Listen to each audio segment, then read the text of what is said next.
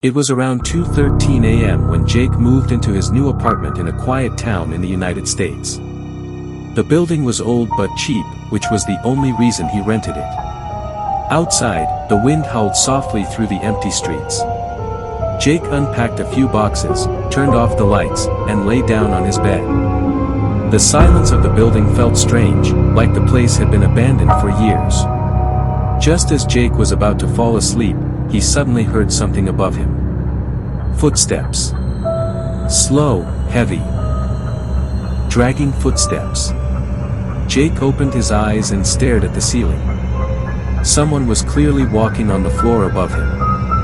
At first he didn't think much of it, but then he remembered something the landlord had told him earlier. The third floor has been empty for years.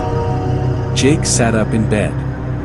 The footsteps continued, slow, steady, as if someone was pacing back and forth. Trying to calm himself down, Jake grabbed his phone and checked the time again. 2:17 a.m. The footsteps suddenly stopped. For a moment the entire building went silent again. Jake exhaled and tried to laugh it off. Probably pipes or something, he muttered. Then his phone buzzed. A notification appeared on his screen, but it wasn't from any app he recognized. The message simply said, "Don't go upstairs." Jake frowned. He didn't know anyone in the building yet, and his number was new. There was no sender name, just a blank number. A cold feeling crept into his chest. A few seconds later, the footsteps started again. This time they were louder. And slower. Jake felt a strange urge to check the third floor. Maybe someone had broken in. Maybe a homeless person was living there. Trying to convince himself it was something normal, Jake grabbed a flashlight and stepped out of his apartment. The hallway was dim and quiet. As he walked toward the staircase, the sound from above suddenly stopped again. Jake slowly climbed the stairs to the third floor. The moment he stepped onto the floor, a freezing chill ran down his spine. The air felt much colder up there. The hallway lights flickered weakly. Doors lined both sides of the corridor, but every single one looked old and unused. Jake slowly walked forward. Halfway down the hallway, he suddenly froze. At the far end of the corridor, it looked like someone was standing there. A tall figure. Completely still. Jake squinted his eyes and aimed the flashlight forward. The hallway was empty. No one was there. Jake felt his heart pounding harder now. Suddenly his phone buzzed again. He looked down at the screen. Another message.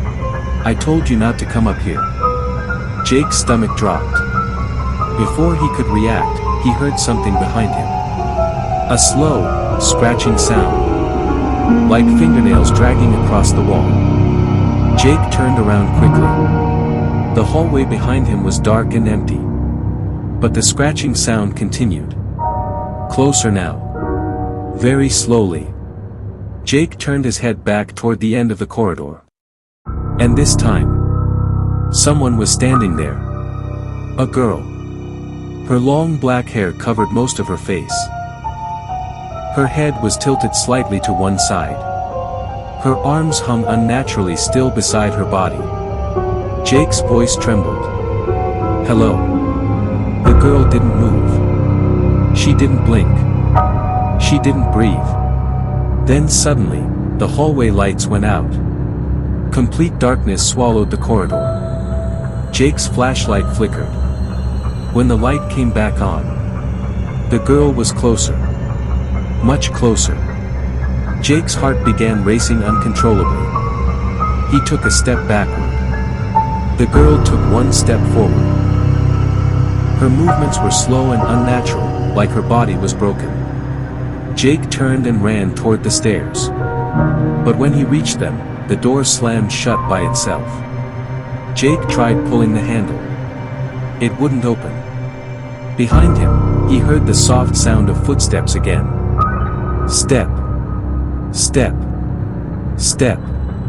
Jake slowly turned around.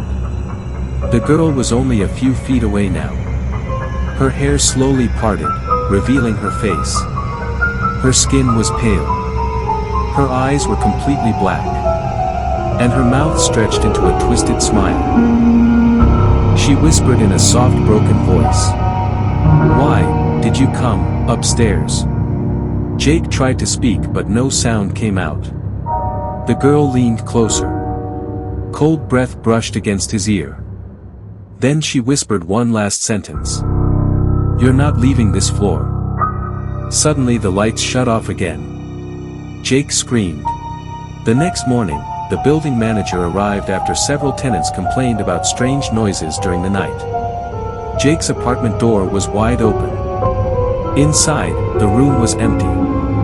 Jake was gone. No sign of struggle. No sign of forced entry. But on the bedroom wall, written in dark red letters, were 5 terrifying words. "The third floor is not empty." And later that night, tenants once again reported hearing footsteps. Slow, heavy, dragging footsteps, coming from the third floor, even though it was still supposed to be empty.